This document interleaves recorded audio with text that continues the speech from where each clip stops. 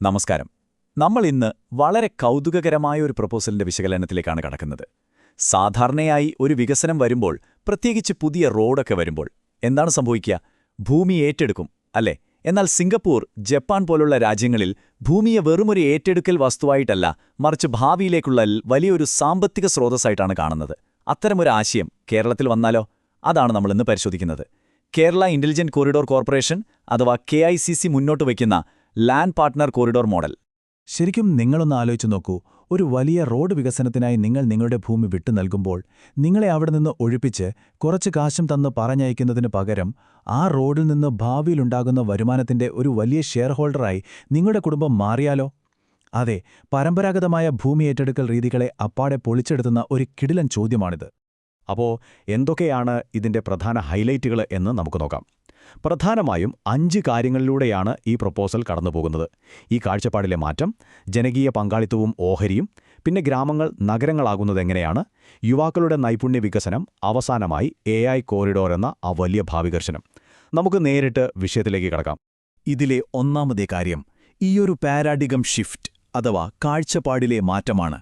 അതായത് ഭൂമി വെറുതെ ഏറ്റെടുക്കുന്നതിൽ നിന്ന് തികച്ചും ഒരു പങ്കാളിത്തത്തിലേക്ക് മാറുന്ന പ്രോസസ്സ്. നമ്മൾ കണ്ടു ശീലിച്ച പഴയ മോഡലിൽ എന്താണ് സംഭവിക്കാറുള്ളത്? സർക്കാർ ഭൂമി ഏറ്റെടുക്കുന്നു, നിങ്ങൾക്ക് ഒരു തവണത്തെ നഷ്ടപരിഹാരം നൽകുന്നു, പിന്നെ അവിടെ എന്തൊക്കെയാണ്?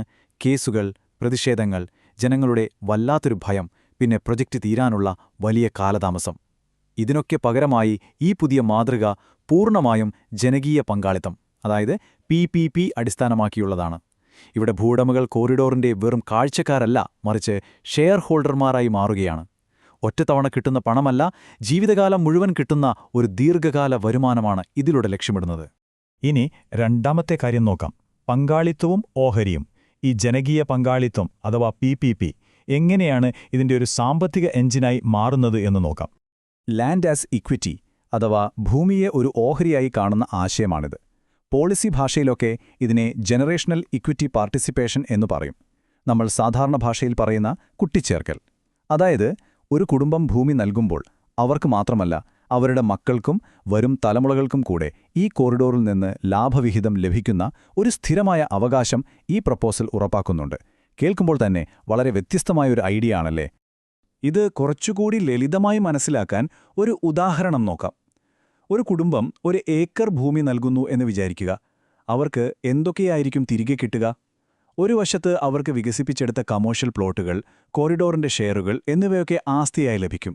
മറുവശത്തോ വാർഷിക ലാഭവിഹിതവും വാടക അവകാശങ്ങളുമുള്ള കൃത്യമായ വരുമാനം. പോരാത്തതിന് പുതിയ ബിസിനസ്സുകൾ തുടങ്ങാനുള്ള മുൻഗണന, പുതിയതായി വരുന്ന സ്മാർട്ട് ടൗൺഷിപ്പിൽ ഉടമസ്ഥാവകാശം, അങ്ങനെ ഒരുപാട് കാര്യങ്ങൾ.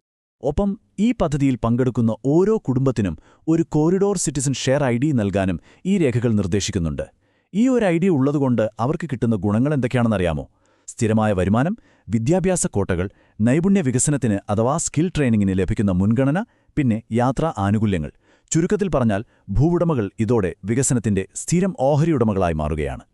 അപ്പോൾ സ്വാഭാവികമായും നിങ്ങൾക്കൊരു സംശയം വരാം, സർക്കാരിന്റെ കയ്യിൽ ഇതിനൊക്കെ കൊടുക്കാൻ പണം എവിടെ നിന്നാണ് എന്ന്, അല്ലേ? സർക്കാരിന്റെ ഖജാനാവ് കാലിയാക്കാതെ ഈ കോറിഡോർ തന്നെ സ്വന്തമായി പണം കണ്ടെത്തുന്നു എന്നതാണ് ഇതിലെ മറ്റൊരു highlight. Mobility fees, utility leasing, ഊർജ്ജ വിൽപ്പന, കൊമേഴ്ഷ്യൽ ലീസിംഗ്, ഫൈബർ ഓപ്റ്റിക്സ് വഴി ലഭിക്കുന്ന വരുമാനം, ഇങ്ങനെ സ്വന്തമായി ഒരുപാട് വരുമാനമാർഗ്ഗങ്ങൾ KICCക്ക് ഉണ്ടാകും. ഈ വരുമാനത്തിൽ നിന്നാണ് ജനങ്ങൾക്ക് ദീർഘകാല ലാഭവിഹിതം നൽകുക. ഇനി മൂന്നാമത്തെ കാര്യത്തിലേക്ക് വരാം. നമ്മുടെ ഗ്രാമങ്ങൾ നഗരങ്ങളാകുന്നു. കേരളത്തിന്റെ ഭൂമിശാസ്ത്രം തന്നെ എങ്ങനെ മാറ്റിമറിക്കപ്പെടുന്നു എന്ന് നോക്കാം. കേരളം പോലെ ഇത്രയും നീളത്തിലുള്ള ഒരു സംസ്ഥാനത്തിന് ഏറ്റവും അനുയോജ്യമായത് ഇത്തരത്തിലുള്ള കോറിഡോർ അടിസ്ഥാനമാക്കിയുള്ള വികസനമാണെന്നാണ് ഈ രേഖകൾ പറയുന്നത്. ഇവിടെ ആദ്യം ഒരു സ്മാർട്ട് കോറിഡോർ വരുന്നു, പിന്നീട് അതിന് ചുറ്റുമായി സ്മാർട്ട് ടൗണുകൾ രൂപപ്പെടുന്നു. കാലക്രമേണ അവ പുതിയ ഇൻ്റഗ്രേറ്റഡ് നഗരങ്ങളായി മാറുന്നു. അതായത് ഓരോ 25 മുതൽ 30 കിലോമീറ്ററിലും പുതിയ സാമ്പത്തിക കേന്ദ്രങ്ങൾ ഇങ്ങനെ സ്വാഭാവികമായി ഉയർന്നുവരുന്ന ഒരു വികസന മാതൃകയാണിത്. എന്തൊക്കെയായിരിക്കും ഈ പുതിയ സ്മാർട്ട് അർബൻ നോഡുകളിൽ ഉണ്ടാവുക എന്നല്ലേ? ഭവനങ്ങൾ, IT പാർക്കുകൾ, വലിയ ലോജിസ്റ്റിക്സ് ഹബ്ബുകൾ, ആധുനിക കൃഷി മാർക്കറ്റുകൾ, സർവകലാശാലകൾ, ആശുപത്രികൾ, പിന്നെ ഇലക്ട്രിക് വാഹനങ്ങൾക്കായുള്ള വലിയ മൊബിലിറ്റി ഹബ്ബുകൾ എന്നിവയൊക്കെ ഉണ്ടാകും. ഇങ്ങനെ ഗ്രാമങ്ങൾ കൂടി നഗരങ്ങളുടെ സൗകര്യങ്ങളിലേക്ക് മാറുമ്പോൾ കൊച്ചി, തിരുവനന്തപുരം പോലെയുള്ള നിലവിലെ വലിയ നഗരങ്ങളിലെ തിക്കും തിരക്കും വലിയ തോതിൽ കുറയ്ക്കാൻ നമുക്ക് സാധിക്കും. നമ്മളിന്ന് കേരളത്തിൽ നേരിടുന്ന ഏറ്റവും വലിയ ചില പ്രശ്നങ്ങളില്ലേ? ഈ വെള്ളപ്പൊക്കം, പാർക്കിംഗ് ബുദ്ധിമുട്ടുകൾ, റോഡരികിലെ ഒരു പ്ലാനിങ്ങുമില്ലാത്ത അനിയന്ത്രിതമായ നിർമ്മാണങ്ങൾ, ഇതിനൊക്കെ കൃത്യമായ പ്ലാനിങ്ങോടെയുള്ള ഒരു പരിഹാരം കൂടിയാണ് ഈ കോറിഡോർ അർബനിസം മുന്നോട്ട് വയ്ക്കുന്നത്. ഒരു ചിട്ടയില്ലാത്ത വികസനത്തിന് പകരം വളരെ വ്യക്തമായ ഘടനയുള്ള ഒരു സ്മാർട്ട് വികസനം. 4ാമത്തെ പോയിന്റിലേക്ക് കടക്കാം. യുവജനങ്ങളുടെ നൈപുണ്യ വികസനം. നാളത്തെ കേരളത്തിനായുള്ള മാനവവിഭവശേഷി എങ്ങനെ വാർത്തെടുക്കാം എന്നത്. ഇതിലെ ഏറ്റവും ഇൻട്രസ്റ്റിംഗ് ആയിട്ടുള്ളൊരു കാര്യം എന്താണെന്ന് വെച്ചാൽ, നമ്മുടെ നാട്ടിലെ ITI, പോളിടെക്നിക്, എഞ്ചിനീയറിംഗ് വിദ്യാർത്ഥികൾ ഈ പ്രൊജക്റ്റിൽ നേരിട്ടിടപെടുന്നു എന്നതാണ്. അവർ വെറും കാഴ്ചക്കാരാകില്ല. ഡ്രോൺ സർവേകൾ, GIS മാപ്പിംഗ്, AI ഉപയോഗിച്ചുള്ള നിരീക്ഷണം, സെൻസർ മെയിൻ്റനൻസ് തുടങ്ങിയ അത്യാധുനിക സാങ്കേതിക വിദ്യകളിൽ അവർ ഈ കോറിഡോറിലൂടെ നേരിട്ട് പരിശീലനം നേടും. സത്യം പറഞ്ഞാൽ അവർ യഥാർത്ഥ ഇൻഫ്രാസ്ട്രക്ചർ എഞ്ചിനീയർമാരായി മാറുകയാണിതിലൂടെ. ഇതിലൂടെ നമ്മുടെ യുവജനങ്ങൾക്ക് പുതിയ മൊബിലിറ്റി എക്കണോമിയിലേക്കും കിടിലൻ സ്റ്റാർട്ടപ്പ് ഇക്കോസിസ്റ്റങ്ങളിലേക്കും നേരിട്ട് പ്രവേശനം ലഭിക്കുകയാണ്. അതായത് അവർ വെറുമൊരു ഭൂവുടമകളുടെ കുടുംബം എന്ന പഴയ ലേബലിൽ നിന്നും ഈ നാടിൻ്റെ വികസന കുടുംബങ്ങളായി മാറുന്ന ഒരു വലിയ ട്രാൻസിഷനാണ് നമ്മൾ കാണാൻ പോകുന്നത്. ഇനി അവസാനത്തെ 5ാമത്തെ കാര്യത്തിലേക്ക് വരാം. The AI corridor vision. ഭാവി കേരളം എങ്ങനെയായിരിക്കുമെന്നതിൻ്റെ ഒരു ചെറിയ സൂചന. ഈ മുഴുവൻ പദ്ധതിയുടെയും ടെക്നിക്കൽ ബാക്ക്ബോൺ എന്താണെന്നറിയാമോ? സാധാരണഗതിയിൽ കോൺട്രാക്ടർമാർ റോഡ് പണിയുന്നു, കുറച്ചു കഴിയുമ്പോൾ അത് പൊളിയുന്നു, വീണ്ടും പണിയുന്നു. ആ പഴയ ഒരു പാറ്റേൺ ഇവിടെ അവസാനിക്കുകയാണ്. ഇതിന് പകരം വരുന്നത് സ്മാർട്ട് റോഡുകളാണ്. IoT സെൻസറുകൾ, AI ഉപയോഗിച്ചുള്ള ട്രാഫിക് പ്രവചനം, സ്മാർട്ട് ഡ്രെയിനേജ് സംവിധാനങ്ങൾ, കുഴികൾ വീണാൽ തനിയെ കണ്ടെത്തുന്ന ഓട്ടോമാറ്റിക് പോട്ട്ഹോൾ ഡിറ്റക്ഷൻ. കേൾക്കുമ്പോൾ തന്നെ അടിപൊളിയാണല്ലേ? ശരിക്കും അടുത്ത 20-30 വർഷത്തേക്കുള്ള ഒരു വലിയ തയ്യാറെടുപ്പ് കൂടിയാണിത്. ഭാവിയിൽ വരാൻ പോകുന്ന ഡ്രൈവറില്ലാ വാഹനങ്ങൾക്കും ഡ്രോൺ ഡെലിവറികൾക്കും ആവശ്യമായ സ്മാർട്ട് ലെയിൻ മാർക്കറുകളും പിന്നെ വെഹിക്കിൾ ടു എവറിത്തിങ് അഥവാ V2X കമ്മ്യൂണിക്കേഷൻ സംവിധാനങ്ങളും വരെ ഈ രേഖകളിൽ വിഭാവനം ചെയ്യുന്നുണ്ട്. റോഡുകൾ വെറുമൊരു ഗതാഗത മാർഗം മാത്രമല്ലാതായി മാറുകയാണിവിടെ. സോളാർ റൂഫിങ്ങിലൂടെയും EV ഗ്രിഡുകളിലൂടെയും റോഡുകൾ ഊർജ്ജം ഉൽപ്പാദിപ്പിക്കുന്ന പവർ പ്ലാന്റുകളായി പ്രവർത്തിക്കും.